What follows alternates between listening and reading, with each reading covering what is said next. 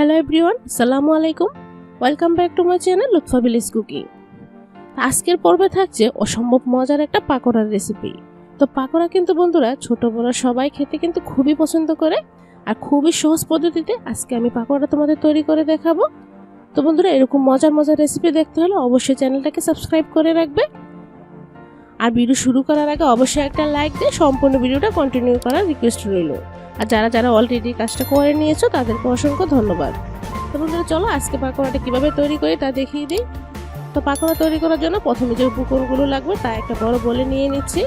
প্রথমে লাগবে এখানে আলু। তো এখানে বড় সাইজের একটা আলু গ্রেটার দিয়ে গ্রেট করে ভালো করে পরিষ্কার করে ধুয়ে নিয়েছি। আর লাগবে এখানে বন্ধুরা বরবটি। তো এখানে আমি 3-4টার মতো ছোট সাইজের বরবটি নিয়েছি। আর বরবটিগুলো দেখতে পাচ্ছ খুবই ছোট করে আমি কেটে নিয়েছি। তারপর বন্ধুরা এখানে দিয়ে দিচ্ছি চপ করে রাখা 2 কোয়া রসুন। তো রসুনটা কিন্তু চাইলে স্কিপও করতে পারো, তবে দিলে সেন্টটা খুব ভালো আসে। স্বাদ মতো দিয়ে দিচ্ছি এখানে কাঁচামরিচ, আর দিয়ে দিচ্ছি একটা মিডিয়াম সাইজের পেঁয়াজ কুচি। তারপর দিয়ে দিচ্ছি 1 টেবিল চামচ পরিমাণ ধনেপাতা কুচি। আর এখানে লাগবে ময়দা। এখানে আমি 1/4 কাপ ময়দা দিয়েছি, চাইলে কিন্তু আটা দিয়েও করতে পারো।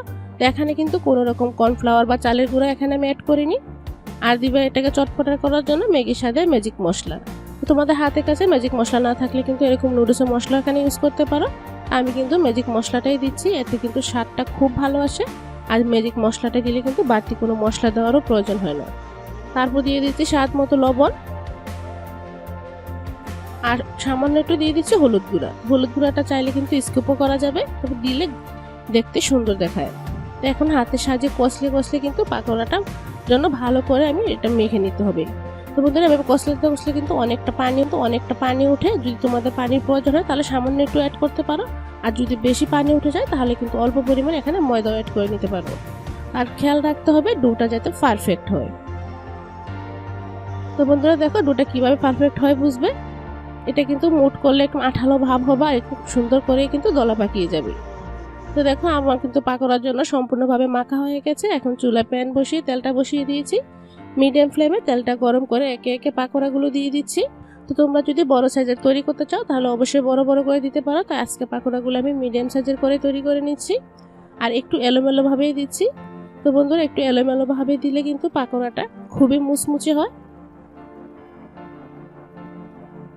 আর অবশ্যই প্রথম থেকে শেষ পর্যন্ত কিন্তু চুলার ফ্লেমটা কিন্তু একদম লো আছে বা মিডিয়াম টু লো ফ্লেমে রেখে পাকোড়াটা ভাজতে হবে, তাহলে দেখবে পাকোড়াটা খুবই মুচমুচে হবে। তো দেখো পাকোড়াগুলো কিন্তু 3 মিনিটের মধ্যে কিন্তু আমার পাকোড়াগুলো ভাজা হয়ে গেছে। আমি তেল থেকে তুলে নিচ্ছি। তো বন্ধুরা, চাইলে কিন্তু এই সহজ নাস্তাটা বিকেলে চায়ের সাথেও খেতে পারো বা সসের সাথেও খেতে পারো, বা বাসায় মেহমান আসলে কিন্তু ঝটপট তৈরি করে নিতে পারো। তো এরকম মজার যদি তোমরা আরও রেসিপি দেখতে চাও প্লিজ বন্ধুরা আমার চ্যানেলটাকে সাবস্ক্রাইব করে রাখবে, আর ফ্রেন্ডস অ্যান্ড ফ্যামিলির মাঝে বেশি বেশি শেয়ার করে দিবে। তো আজ এখানে শেষ করছি, নেক্সট ভিডিওতে আবারও দেখা হবে। আল্লাহ হাফেজ, আসসালামু আলাইকুম।